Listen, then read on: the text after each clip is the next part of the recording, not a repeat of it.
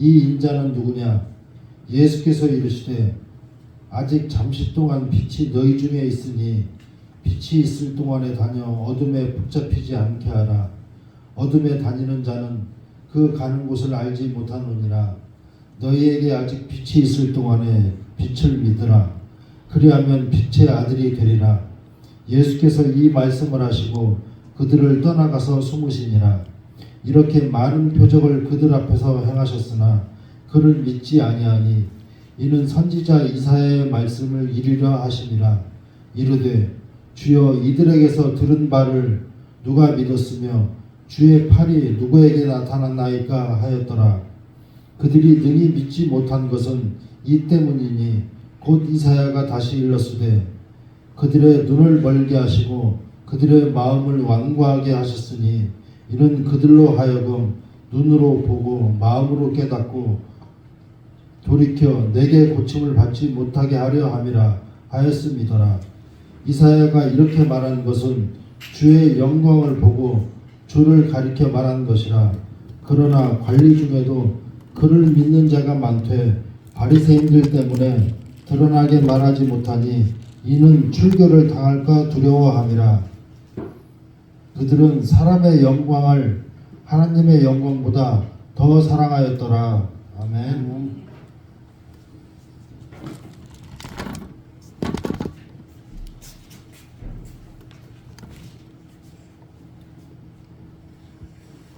우리 예수께서는 십자가의 죽음에 대해서 정확하고 분명하게 알고 계셨습니다. 그래서 제 살아가는 제자들에게 그 죽음의 의미와 영광과 축복을 6가지로 설명해 주셨습니다. 첫째, 예수님의 죽음은 땅에 떨어져 썩는 한 알의 밀알과 같다고 말씀하십니다.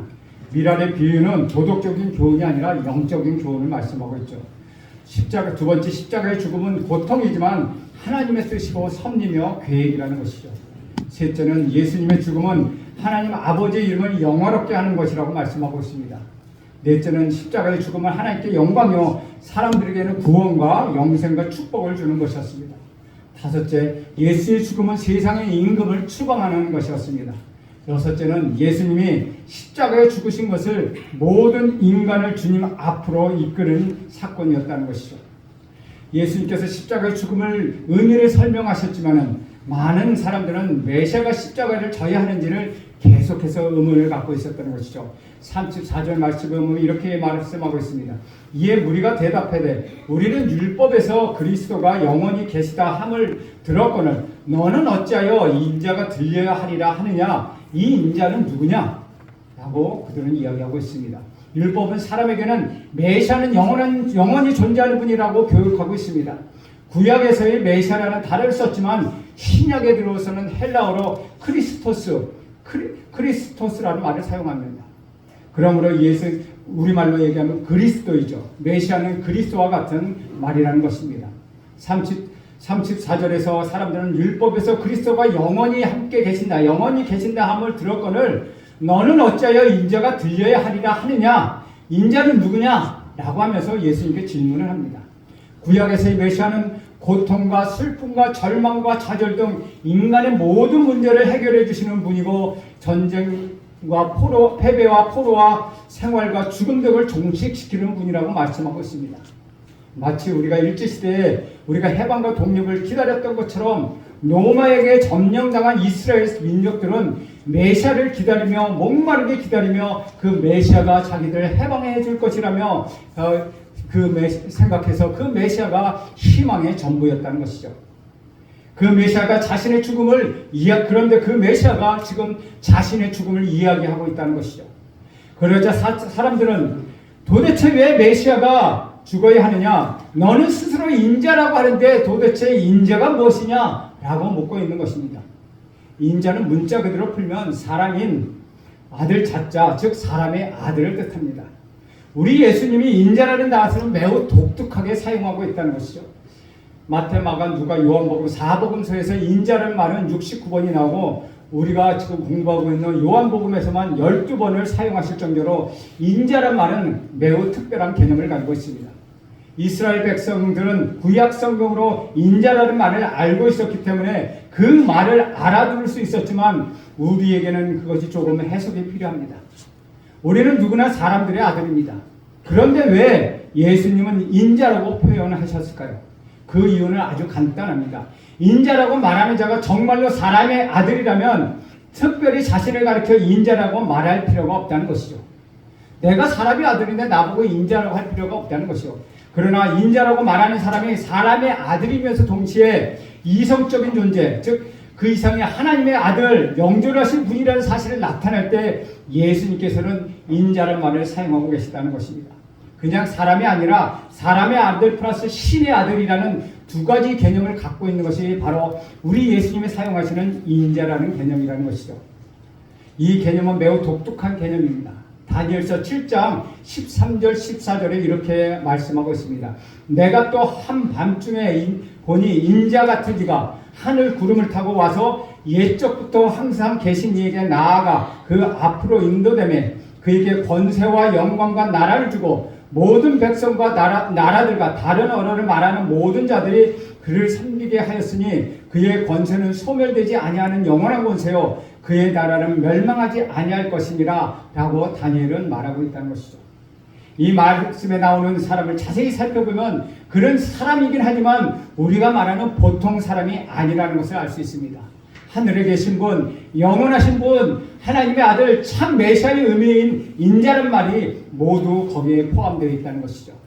하나님의 아들이고 메시아이며 우리와 같은 사람의 아들이어야 한다는 말, 그것이 바로 인자라는 말에 포함되어 있다는 것입니다. 사람들에게는 인자에 대한 질문을 받고 우리 예수님께서는 인자의 특성을 상징적인 단어로 간결하게 분명하게 설명하십니다. 그것이 바로 빛이라는 것이죠. 우리 예수님의 이 설명은 우리 예수님의 마지막 공적 설교입니다. 즉 공생에 하기 전에 많은 사람들에게 공적으로 설교했던 마지막 설교이고 요한복음 13장부터 17장까지는 예수님이 개인적으로 제자들을 모아놓고 사적으로 설교하신 말씀입니다. 그러나 인자의 특성에 대한 말씀은 예수님의 말씀의 공적인 설교에서 3년 동안 자신에 대해서 하신 말씀의 결론 부분에 해당하기도 한다는 것이죠. 우리 35절과 36절 말씀 함께 읽겠습니다. 시작. 예수께서 이르시되 아직 잠시 동안 빛이 너희 중에 있으니 빛이 있을 동안에 다녀 어둠에 붙잡히지 않게 하라. 어둠에 다니는 자는 그 가는 곳을 알지 못하느니라. 너에게 아직 빛이 있을 동안에 빛을 믿으라. 그리하면 빛이 아들이 되리라. 예수께서 이 말씀을 하시고 그들을 떠나가서 숨으시니라. 요한복음 8장 12절에서는 예수님은 자신을 세상의 빛이라고 말씀하십니다. 우리 예수님은 세상의 빛이십니다. 여기서 우리는 빛이란 말을 오해하기 쉽습니다. 빛은 단순히 어둠을 밝히는 그런 빛을 뜻하는 것은 아닙니다. 예수 그리스도 자신을 가리켜 빛이라고 말씀하십니다. 땅에 떨어져 썩는 하늘의 미랄이 예수님을 가리키는 것처럼 빛은 예수님을 상징하는 아주 상징적인 단어라는 것이죠. 그래서 보통 빛으로 쓸 때는 영어로 light라고 말하고 있습니다. 그 35절과 36절에 있는 빛은 그 앞에 영어로 말하면 더, 우리말로 하면 그라는 단어가 더 붙어 있다는 것이죠. 다시 말하면 보통 빛이 아니라 그 빛이라고 그냥 빛이 아니라 그 빛, 어떤 특정한 빛을 말하고 있는 것이죠. 태양불이나 전기불이나 촛불처럼 어둠을 밝히는 것이 아니라 그 빛, 더 라이트라는 것이 바로 예수님을 뜻하고 있다는 것이죠. 35, 36절에 빛이란 단어가 5번인데 4번은 정관사가 붙어있고 마지막에 나오는 빛에는 정관사가 없습니다. 그것은 매우 중요한 의미를 담고 있다는 것이죠. 정관사 더, 그라는 붙어있는 빛은 우리 구주 예수 그리스도를 말하는 빛이고 정관사 그 혹은 영어로 더라는 말이 없는 것은 흔히 말하는 사람들이 말하는 어둠을 밝히는 빛이라는 것이죠. 그런 의미에서 35절 36절 다시 한번 제가 읽겠습니다. 예수께서 이르시되 아직 잠시 동안 빛이 너희 중에 있으니 빛이 있을 동안에 다녀 어둠에 붙잡히지 않게 하고 어둠에 다니는 자는 그가 가는 곳을 알지 못하느니라. 너에게 아직 빛이 있을 동안에 빛을 믿으라. 그리하면 빛이 아들이 되리라. 예수님께서 이 말씀하시고 그들을 떠나 가서 숨으십니다. 우리 말에는 더라는 말을 생략하고 써 있기 때문에 구별하기가 참 어렵습니다. 그러나 영어 성경이나 헬라어 원문을 보면 아주 간결하게 표현되어 있다는 것이죠. 바로 그 빛이신 우리 구주 예수 그리스도께서는 자신에 대하여 네 가지 메시지를 남기십니다. 첫째는 바로 그 빛이신 예수 그리스도께서 육체로 잠시 동안 사람들과 함께 계셨다고 말씀하고 있다는 것이죠. 메시아는 영원하시고 우리 구주 예수 그리스도도 영원하십니다. 그러나 사람의 아들로 오신 메시아는 곧 십자가에 못 박혀 죽게 되므로 이제 사람들과 함께 있을 시간이 얼마 남지 않았다는 것을 의미하고 있다는 것이죠. 잠시 동안 너희와 함께 있겠다라는 말은 메시아는 곧 십자가에 못 박혀 죽게 된다라는 뜻을 담고 있다는 것이죠. 우리 주님은 영원하십니다. 그러나 인자의 아들로 오신 우리 구주 예수 그리스도도 인류의 죄를 위하여 십자가에 지시는 그 메시아도 영원히 지상에 계시지 않는다는 것이죠. 때가 차게 되면 차서 그분은 제자들의 곁을 떠나게 됩니다. 우리는 잠시 동안이라는 말을 다시 한번 새겨보아야 합니다. 우리 예수님께서는 잠시 동안 지상에 계셨다가 하늘로 가실 분임을 우리는 깨달아야 한다는 것이죠. 둘째, 우리 우리 구주 예수께서는 빛이 있는 동안 어둠에 붙잡혀 살지 않도록 조심하라고 말씀하십니다. 빛은 어둠의 반대 개념입니다. 어둠의 특징은 길을 찾을 수 없다는 것입니다. 길은 빛이 있을 때 찾을 수 있습니다. 어둠이 깔린 세상에서는 길을 찾을 수가 없습니다. 사람들은 길을 찾지 못하고 곧 멸망하게 된다는 것이죠. 희망을 잃고 절망한 가운데서 두려움에 쌓이게 된다는 것입니다. 그러면 불안하고 우울해지며 나중에 병이 들어 죽게 됩니다. 인간은 희망을 잃어버리면 짐승과 같이 빨리 죽음을 맞게 된다는 것이죠. 희망을 가질 때 병과 암도 싸우고 위기와 절망도 이길 수 있다는 것입니다. 그러나 희망을 잃어버리면 모든 것이 꺾이고 만다는 것이죠. 여러분 혹시 지륵같이 깜깜한 밤길을 걸어보신 적이 있습니까? 지륵같이 어두운 밤에 여기저기 다녀보신 적 있습니까? 어딘지도 모른 채 한 발자국을 내디디며 낭떠러질 줄도 모른 채 불안감을 느껴보신 적이 있습니까? 그런 경험이 있다면 몸살이 쳐질 듯 두려웠던 그때를 잊을 수가 없을 것입니다. 그것이 어둠이라는 것이죠. 특별히 제가 예전에 강원도 삼척에 다녀오는데 아주 새벽에 일찍 출발했는데 안개가 너무 많이 꼈어요. 안개가 너무 많아서 한참도 보이지 않는 안개에서 차를 운전하려니까 얼마나 힘들었는지. 한참 운전하고 집에 들어 온몸이 땀으로 젖어 있었으며 어깨가 뻐근했다는 것입니다.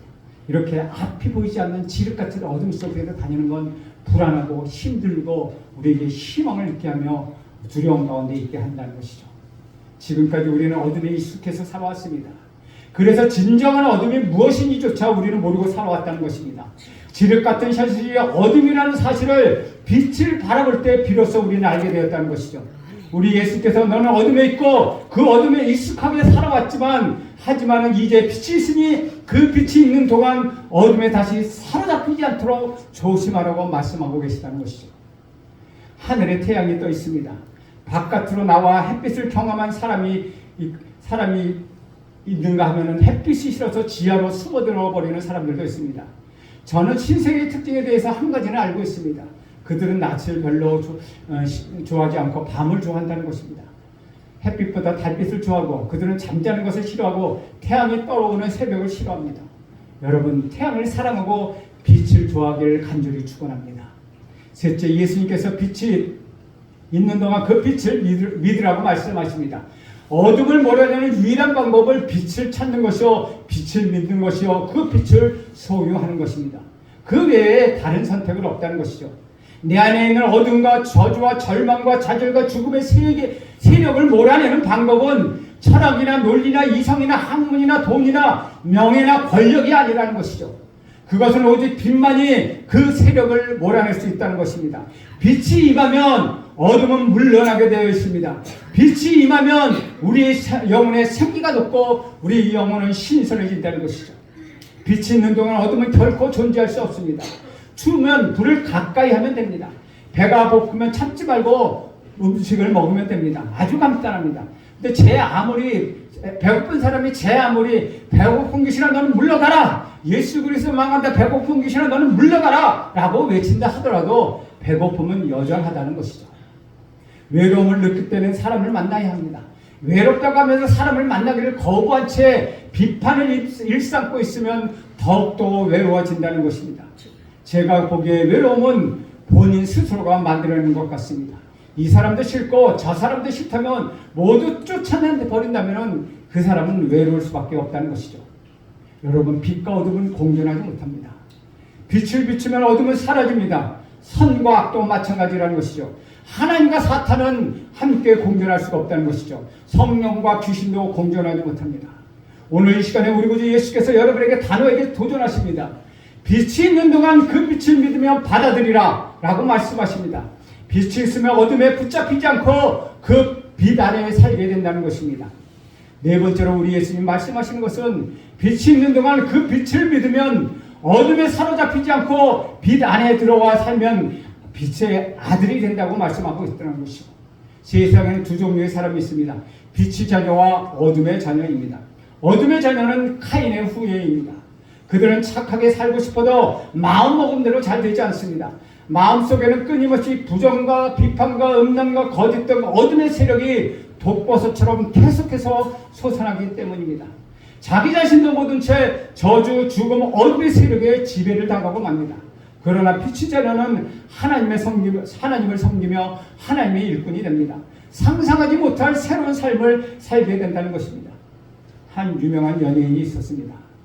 그분의 말은 95%가 욕이었습니다. 입에서 아주 쉽게 욕이 나왔습니다. 그분을 전도한 목사님이 이제 욕 좀 그만하자 라고 말했습니다. 그러자 그분이 이렇게 말했습니다. 목사님, 제가 욕을 하지 않으면 입이 근질근질합니다. 말끝마다 욕을 넣어서 말을 해야 말을 하는 것 같습니다. 저는 지금 이 시간 여러분 입에서 모든 욕, 악한 말, 불평이 사라지기를 간절히 소원합니다. 여러분 말에 불평이 사라지게 하옵소서. 여러분 말에 불만이 사라지기를 축원합니다. 저주의 말이 사라지기를 축원합니다. 분노하고 화내는 것이 여러분에게 사라지기를 간절히 축원합니다. 빛의 자녀가 되면 입에서 자꾸 찬송이 나옵니다. 이전에 입으로 욕을 했던 사람이 그 사람에게 축복을 임하면은, 그 성령이 임하면 그 사람들에게 그는 축복을 말하고 성령 말씀을 암송하게 된다는 것이죠. 빛의 자녀는 결코 방황하지 않습니다. 빛의 자녀는 더 이상 어둠을 두려워하지 않습니다. 우리 예수께서 이와 같이 설명하셨지만 사람들은 그 말씀을 알아듣지 못했다는 것이죠. 그 말씀의 언어와 문구를 알고 있었지만은 그 말씀의 속뜻을 알지 못했다는 것입니다. 여러분은 성경의 말과 문구가 아니라 그 뜻을 깊이 알게 되기를 간절히 바랍니다. 나는 여러분 모두가 1시간 동안 인내심으로 설교를 듣는 것이 아니라 이 설교를 들으면서 성령이 함께 임하기를 간절히 축원합니다. 사람은 하나님의 음성을 들어야 합니다. 그러나 불신앙 때문에 듣지 못하며 살아가고 있다는 것이죠. 불신앙이란 단순히 이성적이고 지성적인 현상이 아니라 영적인 현상입니다. 불신앙 깊은 곳에는 어둠의 영이 도사리고 있습니다. 기적이나 표적을 보게 되어도 그래도 나는 안 믿어 라고 말을 합니다. 이것이 바로 불신앙이라는 것이죠. 불신앙 깊은 곳에는 오만과 교만이 있습니다. 이성과 논리와 합리성을 뛰어넘는 그 교만이 바로 불신앙이라는 것이죠. 단지 논리에 맞지 않고 사리에 맞지 않으며 합리적이 못하다고 믿지 않는 것이 아니라는 것이죠. 그 배후에는 어둠의 세력이 있기 때문에 그는 믿지 못한다는 것입니다. 믿지 않는 이유로 불합리적이고 비논리적이고 비상식적이라고 말하는 것은 자기 방어를 위한 변명에 불과하다는 것이죠. 그 사람의 영은 깊은 곳에 하나님을 거부하는 불신앙의 영이 함께 있기 때문이라는 것이죠. 우리 37절 말씀 함께 보겠습니다. 시작. 이렇게 많은 표적을 그들 앞에서 행하셨으나 그를 믿지 아니하니. 36절 하반절에 예수께서 이 말씀을 하시고 그들을 떠나서 숨으시니라라고 기록되어 있습니다. 이것으로 예수님께서 사람들에게 더 이상 모습을 드러내지 않습니다. 예수님의 공적인 활동이 끝이 났습니다. 그 후에 우리 예수님께서는 사랑하는 제자들과 함께 다락방에 모십니다. 그것은 공적인 활동이 아니라 12제자를 불러놓고 개인적으로 말씀하시는 것입니다. 오늘 요한복음 12장에서는 빛은 예수님께서 살아있는 동안에 의미가 강하다고 말씀하고 있습니다. 즉 예수님이 하시는 말씀을 들으라는 강한 권면을 나타내고 있는 것이죠. 이 말씀을 마치시고 우리 예수님은 숨으셨습니다. 요한은 이 부분에 대해 설명을 추가하여 그를 믿지 못하는 이유를 설명하고 있습니다.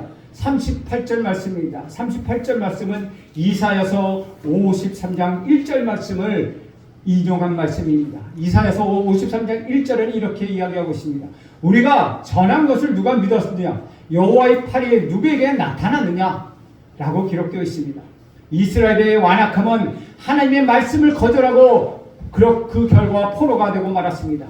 이제 하나님은 예수님을 통하여 하나님의 계시를 드러내십니다. 예수님은 자신을 빛으로 소개하시면서 믿으라고 말씀하시지만 그들은 그것을 이해하지 못했다는 것이죠.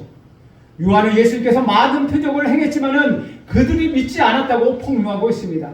그들이 능히 믿지 못하는 것은 유대인들이 믿지 않는을 좀 더 깊이 살펴보면 우리는 알 수 있습니다. 요한은 유대인의 완악함을 다시 이사야의 말씀을 통하여 드러내고 있다는 것이죠. 이사야서 6장 9절에 10절에 이렇게 이야기합니다. 여호와께서 이르시되 가서 이 백성에게 이르기를 너희가 듣기는 들어도 깨닫지 못하는 것이요 보기는 보아도 알지 못하리라 하여 이 백성의 마음을 둔하게 하여 그들의 귀를 막히고 그들의 눈이 감게 하라. 염려하건대 그들이 눈을 들어보고 귀로 듣고 마음으로 깨닫고 다시 돌아와 고침을 받을까 하노라 하기로라고 기록되어 있습니다.